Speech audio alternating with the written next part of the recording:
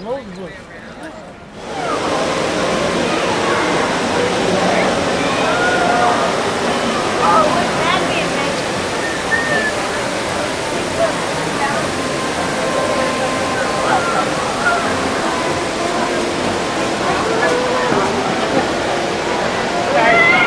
sit back, relax, and enjoy living with the land.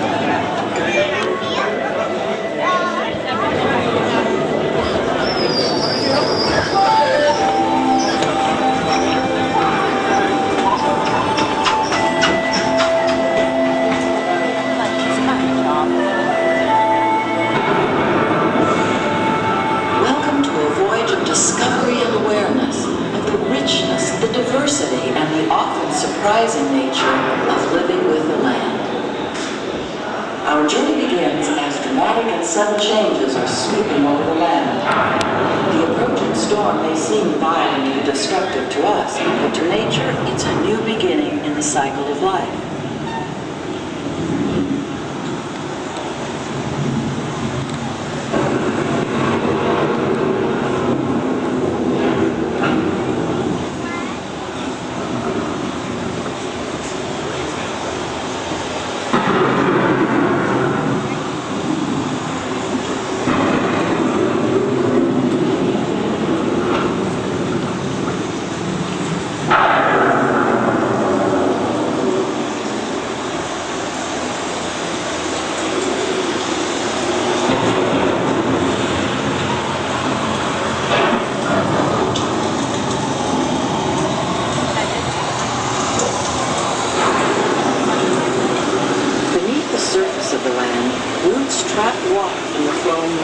Extracting precious nutrients and minerals. These elements, when combined with sunlight, create the diverse living systems of our planet.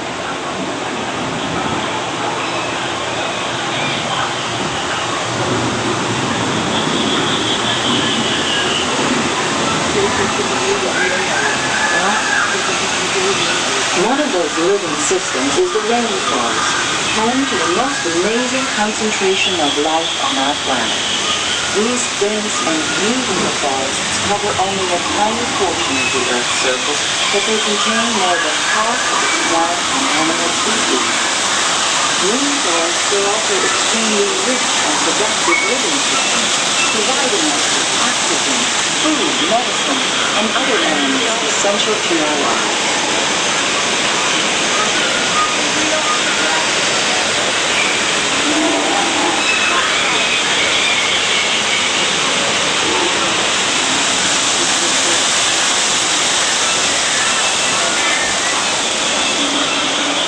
In the desert, nature has created a very different but no less beautiful living system.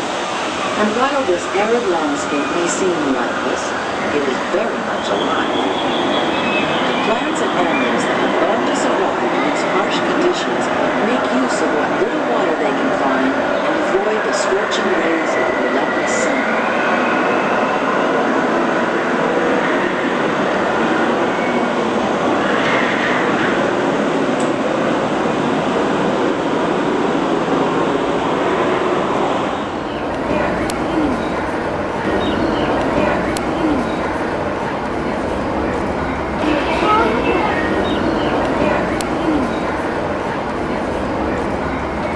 The American prairie once appeared as desolate as the desert, but over time, rainwater and nutrients gradually penetrated the hard surface of this land. Even the hooves of the mighty buffalo helped create the rich soil that would one day become home to the American farm.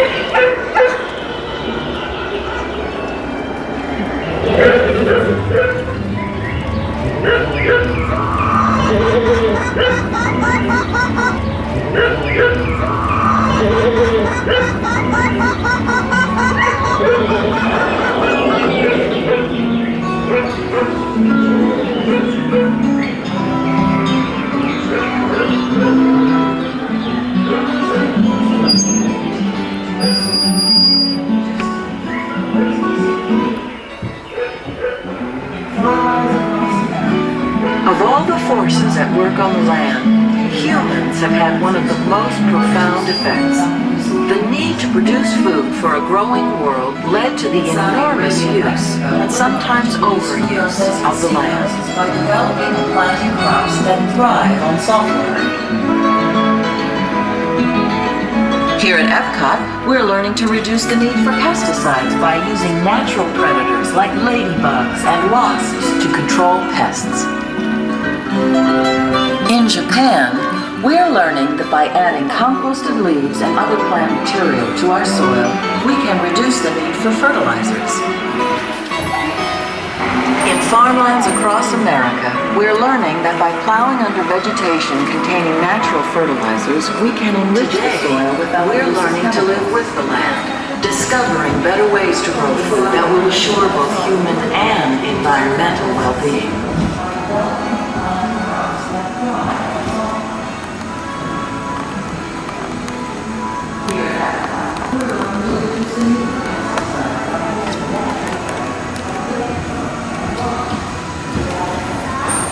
How do we meet tomorrow's growing needs for food production, yet still respect the needs of the land? Some of the answers are being discovered just ahead. Hello again. Once again, my name is Denise. I'm going to take you through some of Epcot's more exciting and innovative areas. Here in our living laboratory, scientists from Epcot, Department of Agriculture, NASA, Department of Energy, and Nestle are exploring innovative and sustainable methods of food production. You can take pictures now if you like. We planted cacao, which is the plant source for chocolate, everybody's favorite trees. Right below it, sweet potatoes. Growing 2 or more crops in the same space at the same time is called intercropping. On your left side, we have some papaya trees. Shavings from the unripened green papaya are used to make papain, a natural meat tenderizer. Rice is an essential food crop for over half the world's population. The terraces on the right, we're exploring ways of growing rice more productively. So we planted rice and peanuts in the same space but at different times. After the harvest, they'll switch places. The peanuts leave behind nitrogen and that converts to natural fertilizer for the next year's rice crop. This is called crop rotation. All of our crops are growing in sterilized sand, no soil at all. In fact, the sand's only purpose is to hold up the plants. Everything grows only with water and nutrients that we provide through an irrigation system we have here. It's one way we're studying how to best use our natural resources while still preserving the environment. Bananas, by the way, are the world's most popular fruit. When I mention farming, you probably don't think of fish, but fish farming or aquaculture produces tons of fish annually in systems like this aquacell. The first tank on your right has pacu. They are vegetarian piranha. They require very little protein, so they do well in small spaces. Systems like these allow us to raise fish in the harshest of climates, maybe even the desert. We also have tilapia, catfish, and that's often featured in many Walt Disney World restaurants all over property. Up here on the right, alligators, no longer an endangered species. In fact, there's over 1 million alligators in Florida alone. Some are raised on farms for their meat and hide, while others play a key role in wetlands conservation. We don't do anything with the alligators here. They're here for show. They get a little bit bigger, they'll go to an alligator farm or zoo. Altogether, though, we can produce about 6,500 pounds of fish a year here. Right now we're going into our temperate greenhouse. Here you'll see we're using a computer-controlled drip irrigation system. The water and nutrients go right to the roots of these plants through the black tubes that you see in the sand. Growing crops without soil is called hydroponics. Coming up, our famous citrus trees. Look up in this tree, you'll see 9-pound lemons right here. Those 2 in the front, one on the ground small, probably fell off. Well, it's not even there anymore. What's there last time around? Those 4 trees, front to back, produce 9-pound lemons. Way in the back, that's pomelo, that's a grapefruit, also quite large. We have cotton on your right, about ready to pick. It takes 5 months from the first bud to harvest. Lucina and clover legumes that take nitrogen from the air, convert it to natural fertilizer, so the sorghum that we planted with it receives free fertilizer through intercropping. Looks similar to corn as it's growing. It's actually sorghum. It's used for chewing gum, makeup, molasses, and the glue on stamps. This is our production greenhouse. Here you see our string gardens. Growing our cucumbers vertically, this allows us to grow more crops in less space. Also, the airflow through the leaves reduces disease that you'd have on the ground. We reduce the amount of water and nutrients needed in this greenhouse by 70% using a computer-controlled irrigation system that we developed here at the lab. It senses when the plants need water and provides it automatically. Under these white sheets of styrofoam, just water. All these lettuce plants are floating in the water. Each year, about 1/3 of the world's food crops are destroyed by pests. Here at the land, we're using integrated pest management. We planted beans, eggplants, and peppers. They're disease-resistant plants. We also release predator insects as needed, like ladybugs and wasps. We mix them with grain and put them on the leaves on purpose to eat aphids and other bugs. So we're using bugs to eat bugs. It's one way we've reduced our need for pesticides by 60%. So if you have ladybugs in your gardens, that's good. They're eating bugs and not eating the leaves. Some greenhouses sell ladybugs you can buy just to put in your gardens.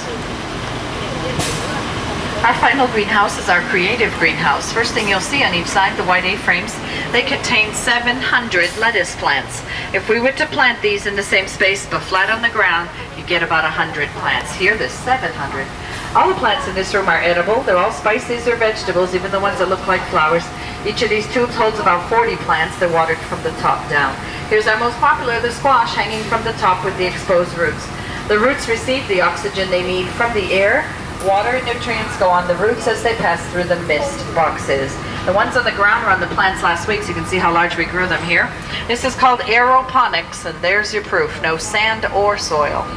In our laboratory, scientists from Epcot and Department of Agriculture are working to create better food through genetic engineering. We're also doing experiments with NASA on ways to grow food for space colonies or recycling oxygen and water through waste products. There's so much more we can learn from science and nature about living with the land. Some of the things you've seen today we use all over the world. Make sure the door goes up. Some of the fruits and vegetables you've just seen here today we use in our restaurant upstairs, the Garden Grill. It's a character dining restaurant, has Mickey, Pluto, Chip, and Dale. We also use some of our fruit in our food court, Sunshine Season Food Fair. If you'd like a closer look at our greenhouses, we also have a walking tour you can take. You would walk the same area that we took the boat through the greenhouses, also go into 1 or 2 laboratories with our scientists.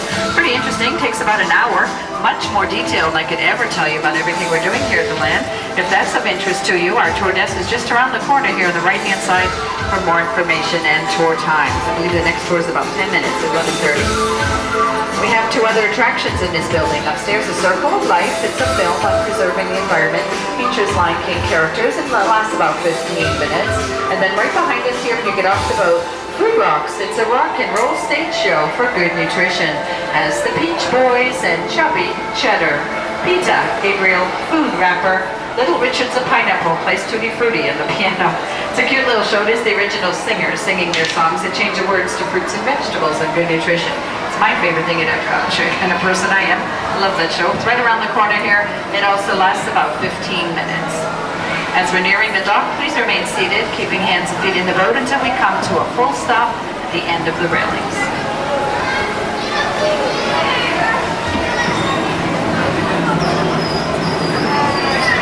On behalf of Walt Disney Company, Nestle, thank you for joining me this morning. I hope you have a great day here at Epcot. When we stop, please lower your head, watch your step, and exit to the rear of the boat toward Food Rocks. Okay, thank you. Bye-bye. Have a good day. Ladies and gentlemen, welcome back. We are now about to enter our living laboratories where scientists from Epcot, the Department of Agriculture, NASA, and Nestle are exploring innovative and sustainable methods of food production. Our researchers are always trying out different crops and new growing techniques. Whenever you visit, you will see new plants alongside some of the most popular traditional ones. For example, the bananas growing on your right are one of the most popular traditional fruits in the world. Did you know that more than 28 million tons of bananas are eaten each year? And they are a great source of fiber and potassium, making them a valuable addition to your diet. I'd like to draw your attention to the left side of the boat. These interesting big fruits are called jackfruits. They are native to India and can grow up to 80 pounds. And they are a great source of vitamins A and C.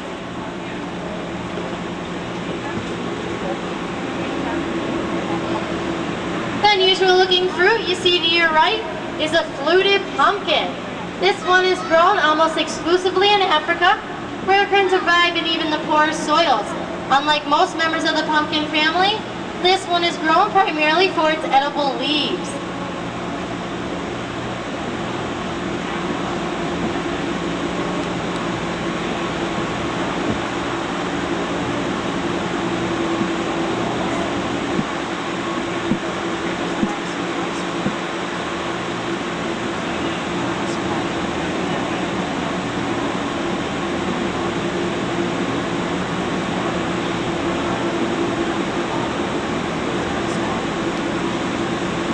How many of you have herb gardens at home? No one? Do you? No? Is that a false hand? But imagine how bland our favorite foods would taste without those herbs and spices.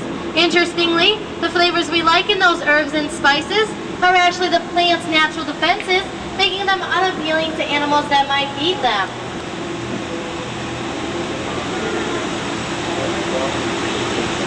And when I mention farming, you probably don't think about fish, but fish farming, or aquaculture, is actually being used to increase and protect wild fish stocks.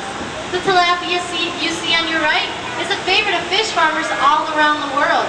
In Asia, they are raised in rice paddies, where the fish waste provides nutrients for the rice. The sturgeons you see on your left and right are one of the oldest species of fish. They're harvested primarily for caviar. Because of the growing demand, they are at risk of being overfished. Aquaculture is one way to manage those valuable resources. And the alligators coming up on your right are no longer an endangered species. In fact, there are over 1 million alligators in the state of Florida. Aquaculture is one of the main reasons for their recovery. And many alligators are raised on farms for their meat and hides, while others play a key role in wetlands conservation. We can produce about 6,500 pounds of fish at our aquapark each year. Some of the fish grown here are featured in several of our restaurants at Walt Disney World.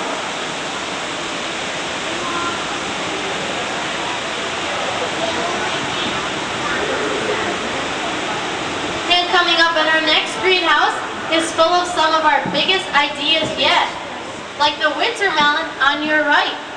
This plant is popular throughout Asia, where all parts are eaten. Using our advanced growing systems, we can produce winter melons that can weigh up to 50 pounds. Also ahead on your right is a real giant. The Atlantic giant pumpkin can grow up to 1,000 pounds.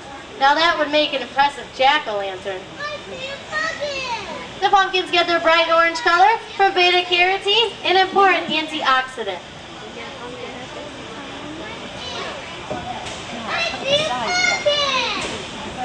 On either side of the boat are some of the largest members of the citrus family. The pomelo on your right tastes like a sweet grapefruit, while the 9-pound lemon on your left tastes like one of its smaller cousins. To see the pomelo, it's on the middle tree underneath.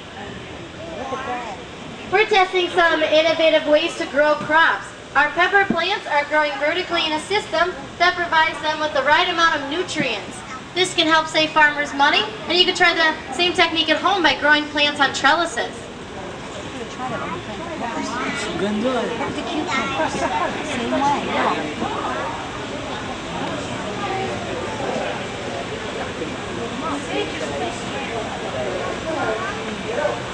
We're using a nutrient film technique to grow the lettuce you see on both sides of the boat.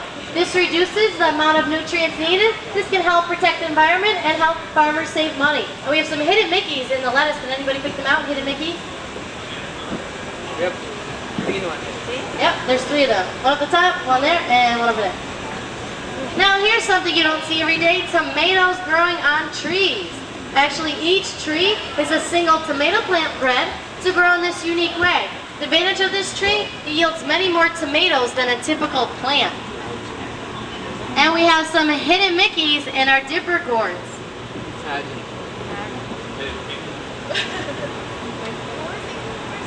Coming up on, I'm sorry? Hidden Mickey, see the Mickey shaped dipper gourds? And coming up on your left and right are our famous Cinderella pumpkins. And we have Mickey shaped pumpkins as well on your left and your right.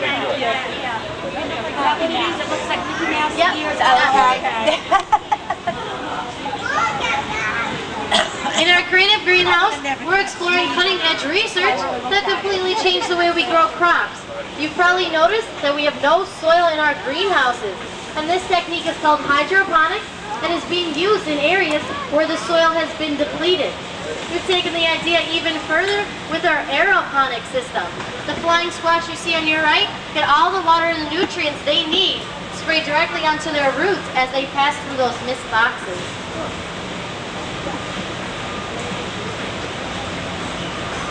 Here in our lab, Epcot scientists are working with the Department of Agriculture to develop dwarf pear trees. The fruit will be normal size, but the smaller ones will be easier to grow and harvest.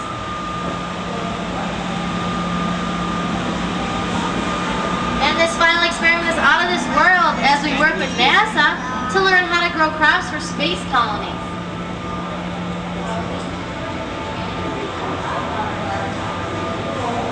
So much more we can learn about science and nature with living with the land. The laboratories you've seen today are just part of the story. Once harvested, the crops need to be handled with care on their journey from field to table. Around the globe, scientists from Nestle and other organizations are dedicated to improving the quality and the taste of the food that the world enjoys and relies on. Working together, we can preserve the land as a precious and beautiful resource while still meeting the needs of the growing world. Only then will we truly be living with the land.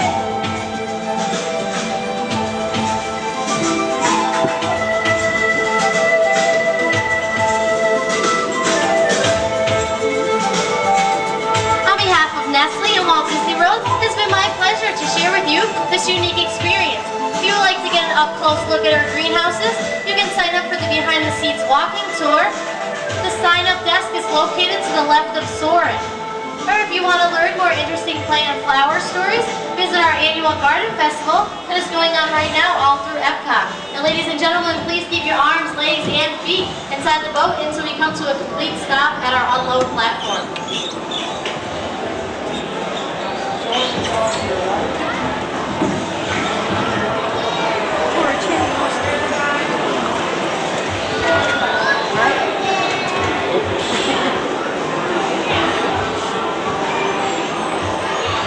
Please remain fully seated with your arms, legs, and feet inside the